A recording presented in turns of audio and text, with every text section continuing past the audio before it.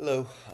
Today I am going to be presenting a periodical slash article slash journal, and I am going to look at the screen just for the title here, but it is called Communication and Trust in Global Virtual Teams, authored by Jarvin Pa and Leidner. I know I might be getting those names a little wrong, but I personally just chose this periodical, because I just think it connects to what we've been studying and what this class is based on as far as communication goes. Especially how leadership and communication go hand in hand together, with conducting trust. Communication and leadership are a big thing for leadership and teamwork and performance all throughout an organization or a business or just simply a team in general. Um, but as far as this periodical goes, it explores more of the virtual side of that. Like imagine leading a team where no one has ever met in person before. Your managers don't know your coworkers don't know your coworkers. How do you know who to trust? How do you build relationships? Through just texting people and screens and emails. Nowadays, we at least have our Teams meeting or FaceTimes or anything. But that's exactly what this periodical, just really explores, and I think that it connects to the assignment pretty well. The periodical was published before the 2000s, so it's actually a pretty old article. At the time when emails and online platforms and a phone call was about most you had. You didn't have all these Teams meetings or FaceTimes, or phones weren't really. Um, I don't even know. I wasn't alive yet when this article was posted, so it's pretty new.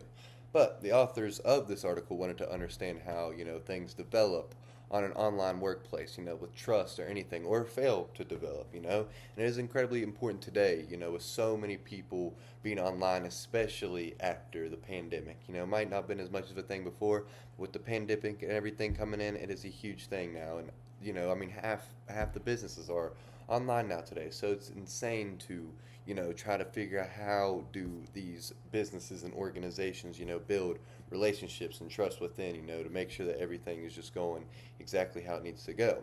Well, these authors studied 12, I'm pretty sure it was 12 teams. I think it was from like four different universities, maybe five. I could be getting that wrong, but it was student teams, and they had them do assignments and projects, all similar and all the same, but only using email and online tools. None of them met. It's just all virtuals. While these researchers kept track of their messages and surveys and meetings, best they could, to see what transformed. Did they build success? Did they break? Was there trust? And what led to what really? Because simply it was just the thing to find out. And after the whole article, one of the biggest takeaways I think is that communication sets the tone. More than leadership does. Communication is important, and you cannot even have good leadership without good communication. Teams that did start out positive and started out with good communication, kept kind of that throughout the whole study. They kept the communications, they kept the trust, they kept the successfulness, while more as the teams that didn't communicate as much right off the bat, even if they kind of tried to start a different thing throughout, it just wasn't as good because they just weren't. I don't know. I guess the communication is key. Just like people say, communication is key. But aside from that, another key finding was also about the responsiveness to the communication. Somebody could be really good at communication, but it doesn't really help if the other isn't responding to said communication. And so that also was a thing that was noticed was teams that started out with better communication and responsiveness led to be successful throughout the whole thing.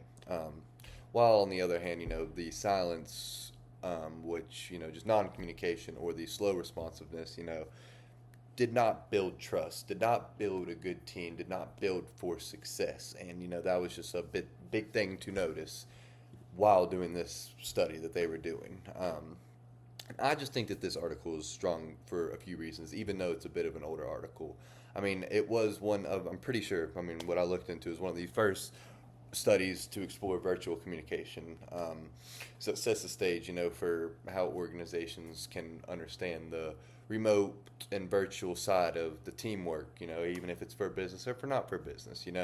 Um, I think that the only limitation, though, of this article is that all the inquiries, or what you could call it, were all students. They weren't professionals. They weren't, what you could say they're professionals, but they weren't grown, I guess to say. They just, you know, younger. But I think the other thing is today with the meetings and instant messagings and Teams meetings and FaceTimes and Microsoft meetings, the core ideas of this periodical still come into play a lot because it is a very important thing in today's world with the virtual world that we have going on.